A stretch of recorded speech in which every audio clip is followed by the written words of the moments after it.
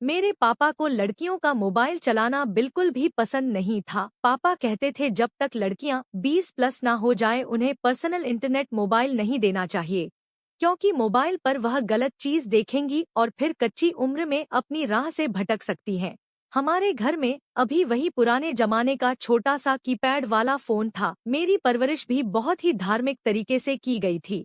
हर समय भगवान की पूजा अर्चना करना मेरी परवरिश में शामिल था। यहाँ तक कि मैं रेगुलर व्रत भी रखती थी। कभी बिना मतलब मैं घर से बाहर भी नहीं निकली थी। अगर मेरे पापा को लड़कियों के हाथ में मोबाइल पसंद नहीं था तो मुझे भी यह बात पसंद नहीं थी कि मैं इंटरनेट वाला मोबाइल चलाती। मुझे भी इस बात का कोई शौक नहीं था। मैं इंग्लिश में M.A कर चुकी थी क्योंकि पढ़ाई करना मेरा जुनून था और अपनी पढ़ाई पूरी करने के बाद आजकल मैं घरदारी सीख रही थी, क्योंकि मेरी माँ का मानना था कि लड़की चाहे कितनी भी पढ़ लिख कर ऊंची पोस्ट पर पहुंच जाए लेकिन उसे घरदारी जरूर आनी चाहिए। मेरे धार्मिक स्वभाव को लेकर आजकल के जमाने की मेरी सहेलियां भी मुझे काफी बातें सुनाया करती थी और मेरी इस प्रवृत्ति के कारण मेरे रिश्ते भी मिलना मुश्किल थे, क्योंकि आजकल के मॉडर्न लड़के कहाँ ऐसी पुरानी ख्यालात और धार्मिक लड़कियों को पसंद करते हैं।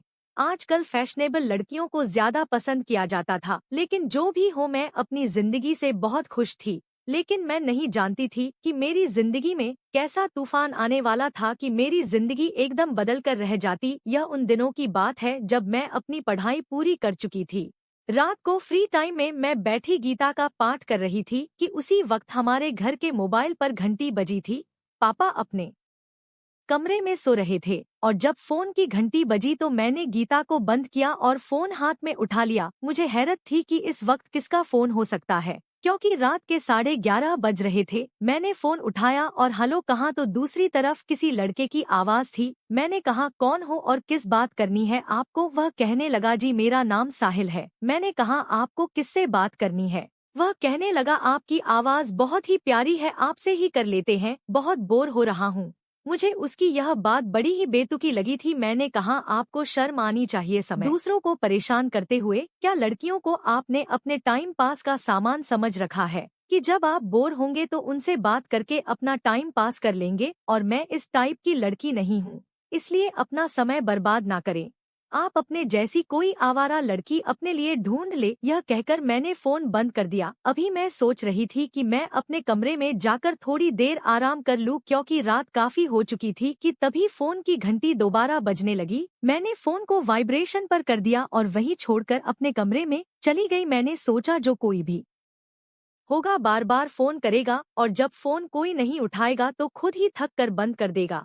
सुबह सवेरे उठी, भगवान की आरती करी, फोन अब भी वाइब्रेशन पर ही था। लेकिन जैसे ही मैंने फोन हाथ में उठाया दोबारा वाइब्रेट हुआ। मैंने अचानक फोन ओके करके अपने कान से लगा लिया। सुबह सुबह का टाइम था, मैंने नंबर पर ध्यान नहीं दिया था, लेकिन आने वाली आवाज उसी रात वाले लड़के की थी। कहने लगा पिछले 3 घंटे से तुम्हारी खूबसूरत हलो का इंतजार कर रहा था। आपकी आवाज में तो ऐसा जादू है कि मुझे अपने जादू में जकड़ लिया है। आज तक कभी मैंने लड़की की इतनी खूबसूरत आवाज नहीं सुनी। मेरे लिए यह बहुत बड़ा धक्का था। भला कोई इंसान 3 घंटे से कैसे फोन का इंतजार कर सकता है, वह भी सिर्फ इसलिए कि मैं उससे बात कर लूं। मैंने कहा आपका दिमाग तो खराब नहीं है आप पिछले 2-3 घंटे से फोन हाथ में लिए बैठे हुए हैं।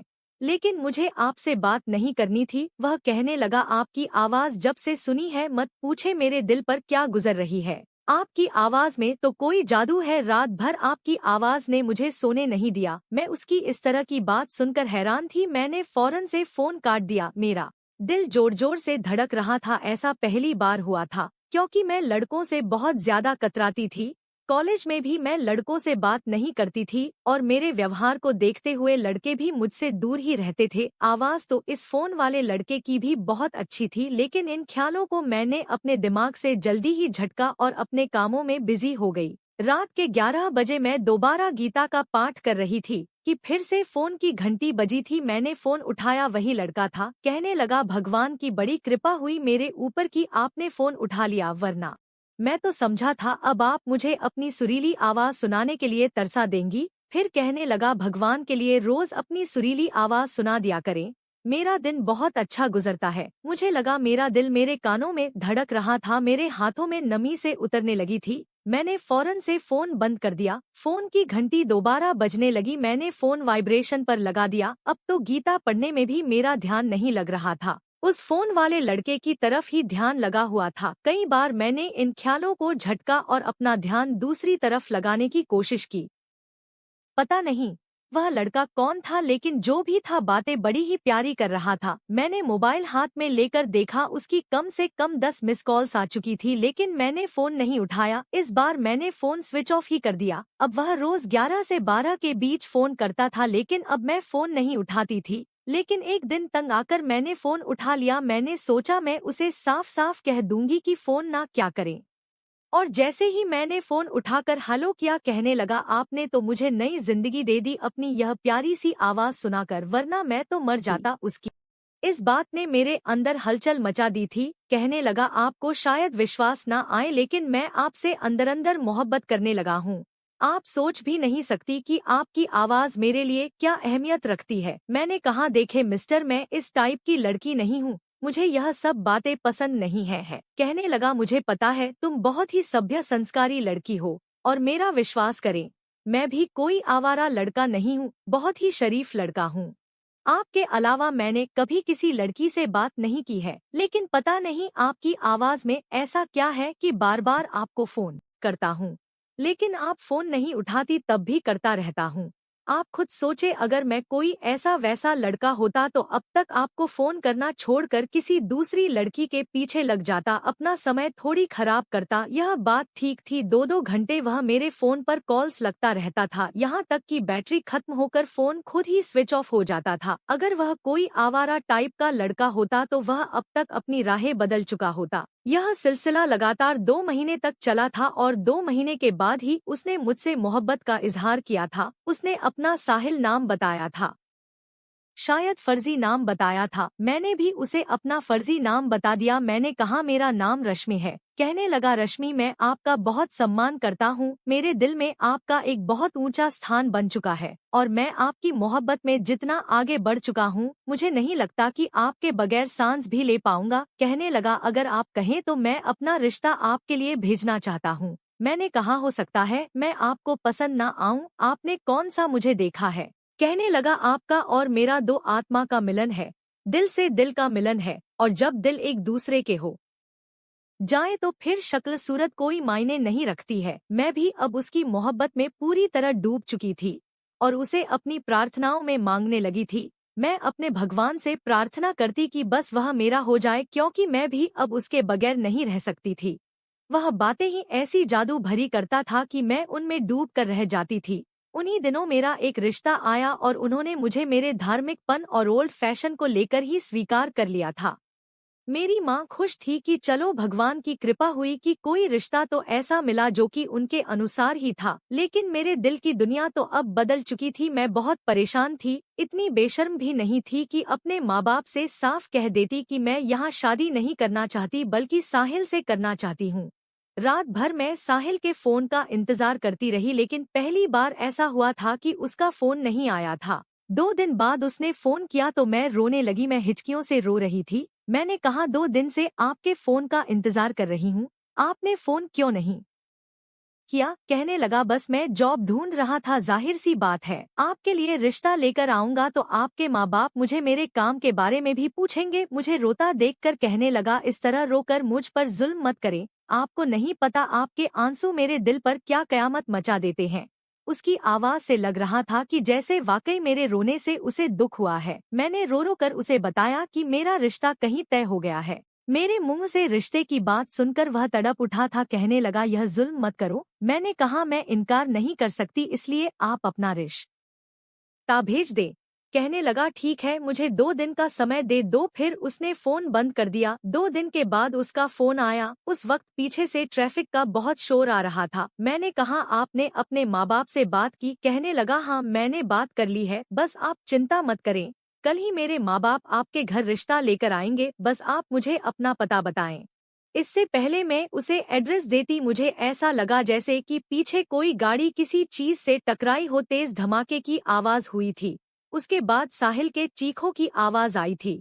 मैं फोन पर साहिल साहिल चिल्ला रही थी। इत इत्तेफाक कुछ ऐसा था कि मेरे माँ बाप भी उस वक्त घर पर नहीं थे। मैंने कहा, क्या हुआ है साहिल, किस चीज का शोर है? वह अटक अटक कर बोलने लगा कि गाड़ी वाले ने मेरी बाइक को टक्कर मार दी है, मेरे सर से बुरी तरह खून बह रहा है, रश्मि मेरा सांप उखाड़ रहा है। वह बहुत अटक अटक कर बोल रहा था। आसपास से बहुत ज्यादा शोर शराबे की आवाज आने लगी थी और यह बात सुनकर तो मुझे ऐसा लगा कि जैसे मेरे शरीर से जान निकल गई हो, मैं बदहवास हो गई। मैंने रोते हुए कहा, साहिल क्या तुम्हारे आसपास कोई नहीं है? उसे कहो तुम्हें हॉस्पिटल पहुंचा दे। फिर साहिल कहने लगा, मुझे माफ कर देना रश्मि, मैं जा रहा हूँ, मुझे नहीं लगता कि अब मैं बच पाऊंगा। फिर उसके बाद उसकी आवाज बंद हो गई। थोड़ी देर बाद अटकते हुए फिर बोला था, रश्मि रश्मि मुझे माफ कर देना। यह कहते हुए फोन शायद उसके हाथ से छूट गया था, क्योंकि मुझे अब बस शोर शराबे की ही आवाज आ रही थी, लेकिन अब साहिल की आवाज नहीं आ रही थी। और जैसे मेरी तो जान ही निकल गई थी। मैंने फोन काट कर दोबारा फोन किया तो किसी दूसरे लड़के ने उठाया था, वह भी बड़ा परेशान था। मैंने कहा कि साहिल कहाँ है, कहाँ लगा वही लड़का जिसका अभी अभी एक एक्सीडेंट हुआ है? मैंने कहा, हाँ हाँ वही, कहाँ है वह, प्लीज उसे अस्पताल ले जाएं। सामने वाला आदमी कहने लगा कि उसकी तो डेथ हो चुकी है, ऑन द स्पॉट ही उसकी मौत हो गई है। यह बात सुननी थी कि मुझे लगा किसी ने मेरे अंदर से भी जान निकाल ली। मैं रोने लगी थी, चीख चीख कर साहिल साहिल पुकार रही थी। फोन मेरे हाथ से छूटकर गिर गया था। मैं इतनी जोर से चिल्ला रही थी कि आस पड़ोस की औरतें भी हमारे घर में आ गई थी और मुझे संभालने लगी, लेकिन मुझे तो ऐसा लग रहा था कि मैं भी अब मर जाऊंगी। मैं रोते हुए कह रही थी, वह नहीं मर सकता, वह कैसे मर सकता है? मैंने तो उसे अपनी प्रार्थनाओं में मांगा था। मेरा भगवान क्या मुझसे इतना नाराज था? क्या मेरी तपस्या का उसने यह फल मुझे दिया कि मुझसे मेरी मोहब्बत ही छीन ली? मैंने तो सुना था कि भगवान अपने प्यारे भक्तों को कभी दुख नहीं देता, फिर उसने मुझे इतना बड़ा दुख कैसे दे दिया? वह मुझसे मेरी मोहब्बत कैसे छीन सकता था? मैं 2 महीने तक बुखार में पड़ी रही थी और इस बुखार में, बेहोशी के आलम में, मेरी जुबान पर सिर्फ एक ही नाम था और वह था साहिल का। जब मुझे होश आया तो मेरी माँ ने मुझसे पूछा कि यह साहिल कौन है? मैंने कहा, कोई नहीं, जो था वह अब जा चुका है। लेकिन अब मेरी जबान पर एक चुप सी लग गई थी। जब भगवान के सामने जाती तो खुद ब खुद मेरी आंखों से आंसू बहने लगते। मुझे विश्वास नहीं आता था कि वह मुझे छोड़कर जा सकता है। बार बार किसी के फोन की घंटी बजती तो मुझे ऐसा लगता है कि जैसे साहिल का फोन है। हर वक्त मेरी आंखों से आंसू बहते रहते थे। ना ठीक से खाती थी, ना सो पाती थी। पहली बार मैंने अपने भगवान से शिकवा किया था कि मैं तो तुझसे कितनी लौ लगाई थी, तन मन से सिर्फ तेरी हो गई थी, फिर तूने मुझे यह सजा क्यों दी? अगर तूने मेरे प्यार को अपने पास बुलाना था तो मुझे भी बुला लेता, मुझे नहीं जिया जाता उसके बगैर। उसकी बातें अभी मेरे कानों में गूंजती थी। मैं पागल सी होने लगी थी। अब मैं अपने भगवान से नाराज होने लगी थी, धीरे धीरे उससे दूर होने लगी थी। मेरे दिल में कहीं ना कहीं यह बात बैठ गई थी कि भगवान ने मुझसे मेरी सबसे कीमती चीज छीन ली है। अब अगर मैं भगवान की पूजा अर्चना करूं और उसे प्रार्थनाएं करूं तो किसके लिए करूं? धीरे धीरे मेरी जिंदगी अब एकदम बदलने लगी थी। मैंने ब्यूटी पार्लर जाना शुरू कर दिया और अपने बालों को कटवा दिया। लेयर कटिंग मैंने कंधों तक कर ली थी। मेरे लंबे घने बाल जमीन पर गिर चुके थे। मैंने फैशनेबल कपड़े पहनना शुरू कर दिए। मेरे कपड़े धीरे धीरे शॉर्ट भी शॉर्ट होते चले गए। शायद कहीं ना कहीं मैं अपने भगवान से नाराजगी दिख रही थी। अब तो मैंने भगवान के सामने ही जाना छोड़ दिया था। मेरे माँ बाप मेरे इस बदलती हालात से परेशान थे, मुझ पर गुस्सा भी किया कि यह क्या हरकत है, लेकिन अब मुझे किसी की परवाह नहीं थी। और इन्हीं दोनों मेरे लिए राहुल का रिश्ता आया और उन्होंने मुझे देखते ही पसंद कर लिया। सब कुछ जल्दबाजी में हुआ। देखते ही देखते शादी की तारीख रख दी गई और शादी भी हो गई। लेकिन मैं अपने दिल का क्या करती? मेरा दिल अब भी साहिल के नाम पर धड़कता था, अब भी उसकी आवाज मेरे कानों में गूंजती थी। मेरे दिल में मेरे पति के लिए कोई भी जज्बात नहीं थे। शादी की रात वह मेरी ना जाने कितनी तारीफें कर रहा था कि तुम्हारी तस्वीर देखकर तो मैं दंग सा रह गया था। मेरी माँ ने मुझे बहुत सी लड़कियों की तस्वीर दिखाई, लेकिन मुझे कोई भी पसंद नहीं आ रही थी, क्योंकि मैं थोड़ा अलग ही टाइप का लड़का हूँ। जब तक 100 चीजें ना देख लूं मुझे कोई चीज पसंद ही नहीं आती। फिर यह तो मेरी जिंदगी का सवाल था, मैं ऐसे कैसे किसी भी लड़की को अपनी जिंदगी मैं शामिल कर लेता, लेकिन तुम्हारी खूबसूरती में जो जादू था मुझे किसी दूसरी लड़की में नहीं दिखा। मेरा पति मेरी तारीफें कर रहा था और मुझे उसमें कोई भी दिलचस्पी नहीं लग रही थी। मेरा दिमाग बार बार साहिल की बातों की तरफ जा रहा था। उसका तो तारीफ करने का अंदाज ही अलग था। बिना देखे उसने मुझसे मोहब्बत की थी और ना ही उसे मेरे चेहरे से कोई लगाव था। बस उसने मुझसे और मेरी आवाज से मोहब्बत की थी और सामने बैठा मेरा पति मेरे चेहरे और मेरी खूबसूरती पर मरता था। वही खूबसूरती जो कि फैशन से उभर कर सामने आई थी, वरना मैं जानती हूँ कि अगर मैं बिना मेकअप और अपने ओल्ड फैशन लुक में किसी के सामने बैठ जाती तो किसी को भी पसंद नहीं आती थी। मेरा पति धीरे धीरे मेरे करीब होता गया, लेकिन मैंने कोई भी गर्म जोशी नहीं दिखाई थी। मेरा पति शायद इसे मेरी शर्म और झिझक समझ रहा था। खैर, यह रात मेरे लिए कांटों भरी रात थी, लेकिन मेरे पति के लिए तो सपनों भरी रात थी। उसने पूरे दिल से अपना हक वसूल किया था। वह रोज मुझे नई नई फैंसी साड़ियाँ लाकर देता था, कहता यह पहनो, मुझे फैशनेबल लड़कियां बहुत अच्छी लगती हैं। लेकिन मैं बिल्कुल चुप चुप सी रहती थी। एक बार तो वह मेरी इस आदत से तंग आ गया, कहने लगा तुम बोलती क्यों नहीं हो? अरे यार, मुझसे मोहब्बत करो, मुझसे बातें क्या करो, मैं तुम्हारा पति हूँ। मेरा दिल चाहता है कि तुम मुझसे बातें करो, लेकिन मैं अपने दिल का क्या करती जो शायद साहिल के साथ ही बेजान हो चुका था। साहिल की याद मेरे दिल से निकलती नहीं थी। मैंने कहा करती तो हूँ मैं आपसे बात, कहने लगा यह क्या बातें हुई कि क्या खाओगे, क्या पहनोगे, कहाँ जाना है, कब आना है।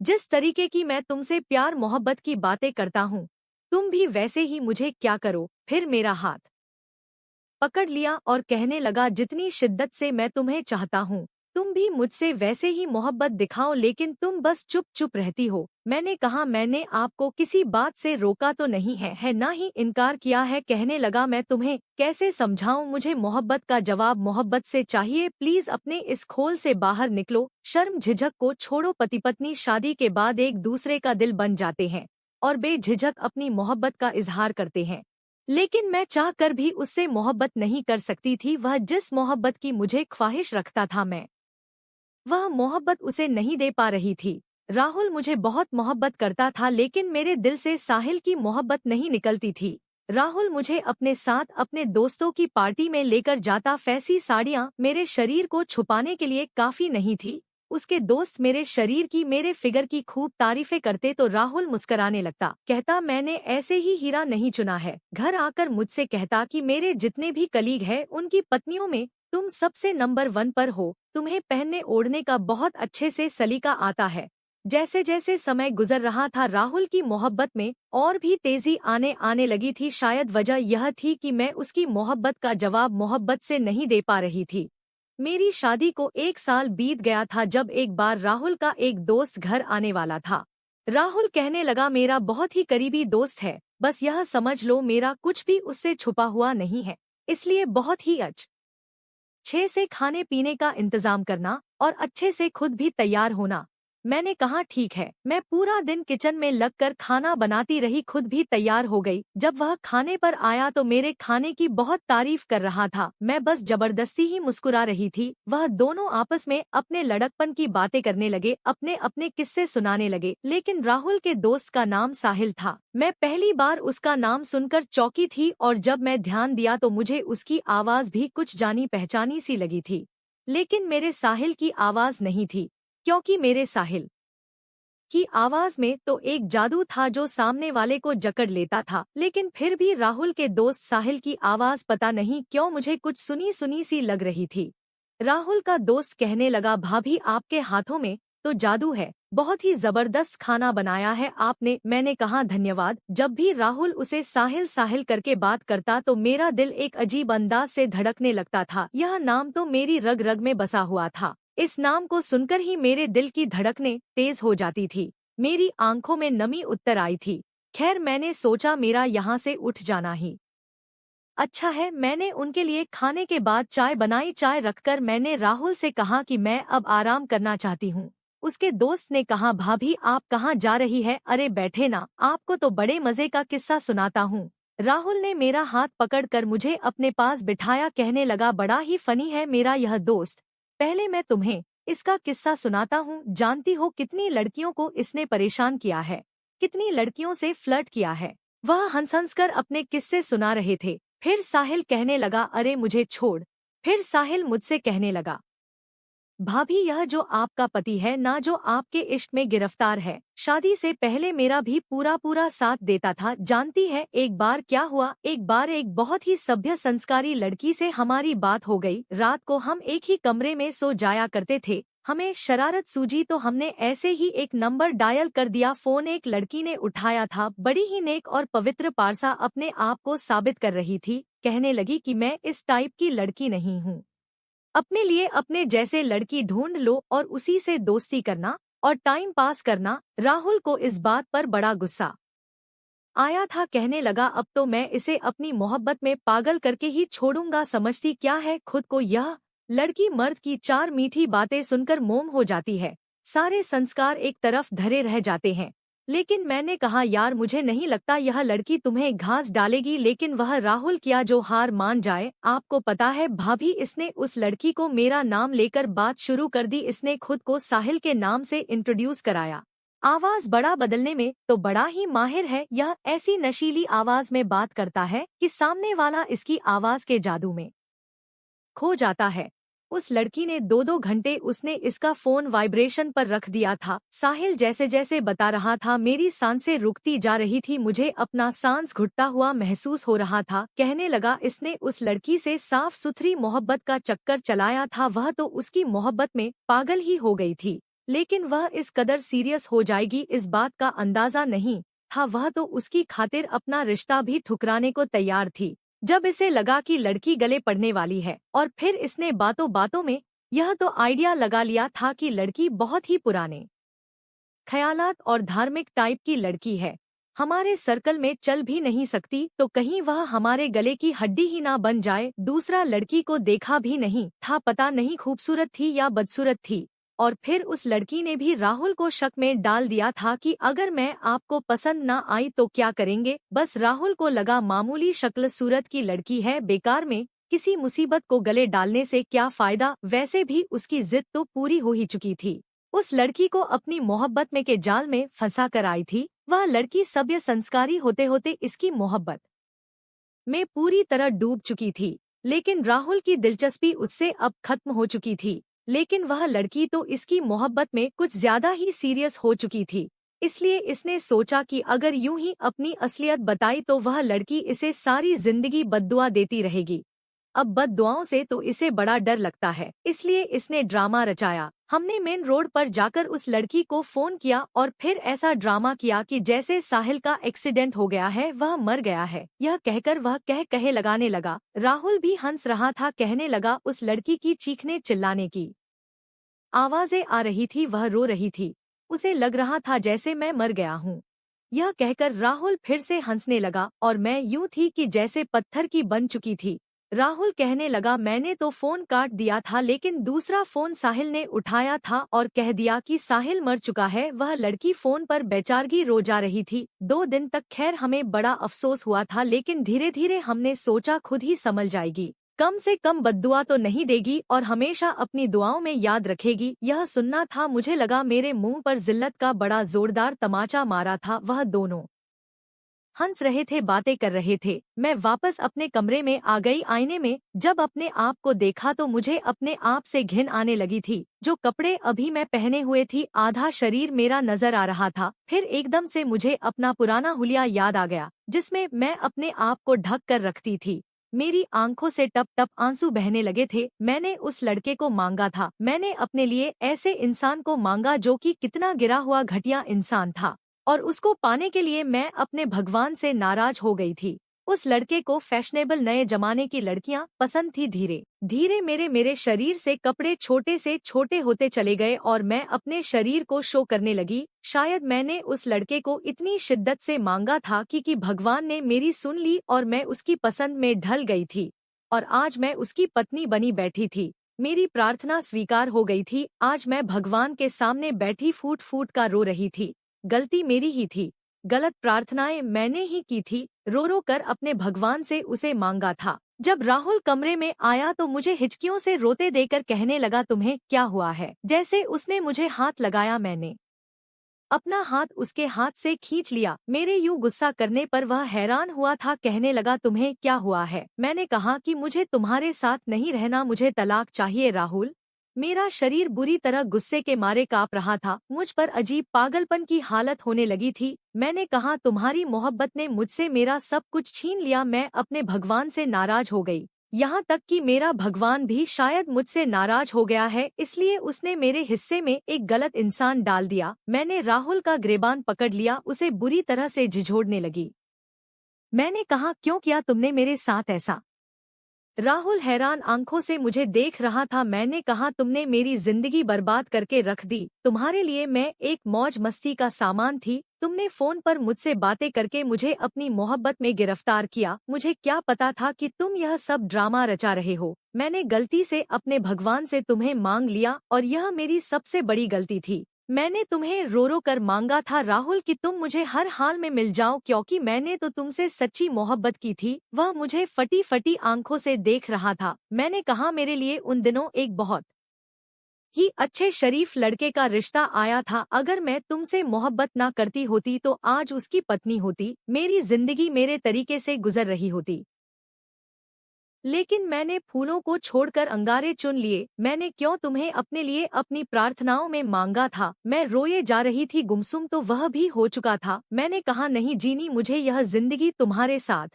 यह बेशर्मी वाली और बेपर्दे वाली नहीं तारीफ करवानी मुझे तुम्हारे दोस्तों से अपने फिगर की। मेरा शरीर, मेरा फिगर, मेरी खूबसूरती सिर्फ मेरे पति के लिए थी। लेकिन तुमने तो मेरी खूबसूरती को आम कर दिया। क्योंकि तुम्हारे साथ रहते रहते हैं मैं धीरे धीरे पाप के दलदल में धंसती चली जा रही हूँ।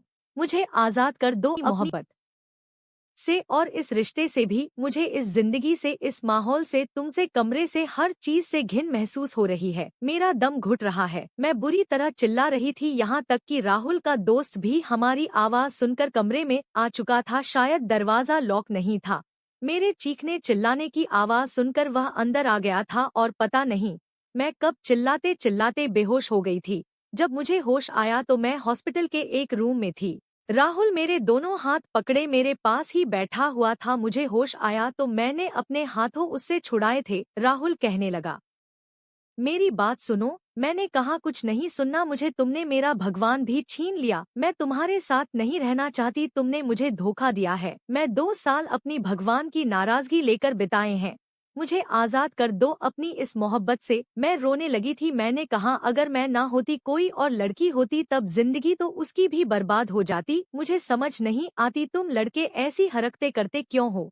शायद तुम्हें एहसास नहीं कि लड़की अपने पहली मोहब्बत कभी नहीं भूलती। तुम मुझसे पूछते थे ना कि मैं तुम्हें मोहब्बत क्यों नहीं देती। तुम्हारी मोहब्बत का जवाब मोहब्बत से क्यों नहीं देती, जिसका तुम हक रखते हो। इसलिए कि मेरे दिल में मेरी पहली मोहब्बत घर कर चुकी थी। गलती मेरी थी। मैंने तुम्हें दुआओं में मांगा। मैंने क्यों तुम्हें मांगा। मैं फूट फूट कर रोने लगी। मेरी हालत को देखते हुए राहुल कहने लगा, भगवान के लिए इतनी टेंशन मत लो। पहले ही 2 दिन के बाद तुम्हें होश आया। तुम्हारा नर्वस ब्रेकडाउन हो गया था। अगर तुम इसी हालत में रही तो तुम्हें कुछ हो भी सकता है। मैंने कहा, काश मुझे हो जाए। मैंने तुम्हारे रूप में अपने भगवान की नाराजगी मांग ली। मुझे यही सजा मिलनी चाहिए। जैसे ही मेरी तबीयत संभली मैं अपने माँ बाप के घर आ गई। वो मुझे रोज फोन करता, लेकिन मैं उसका फोन नहीं उठाती थी। मुझसे मिलने आता तो मैं उससे बात नहीं करती थी। हर वक्त मैं भगवान के सामने बैठी उससे अपने पापों की माफी मांगती रहती थी। उसे खुश करने की कोशिश करती रहती थी। इस बार जब राहुल घर आया तो उसकी शेव बड़ी हुई थी। मुझसे कहने लगा, मैंने भी भगवान से रो रो कर माफी मांगी है। मैं भी अपनी जिंदगी बदलना चाहता हूँ। लेकिन तुम प्लीज मेरे साथ वापस चलो। तुम जैसे चाहे जिंदगी गुजारो। मेरी तरफ से तुम पर कोई भी रोक टोक नहीं होगी। वह रो रहा था। उसकी आंखों से आंसू बह रहे थे और उसके आंसुओं को देखकर मेरे दिल बेचैन हुआ था। मोहब्बत तो मैंने भी उससे की थी, लेकिन जो उसने मेरे साथ किया था मैं उसको माफ नहीं कर सकती थी। मैं उसके साथ चली तो आई थी, लेकिन मैंने अब तक उसको माफ नहीं किया था।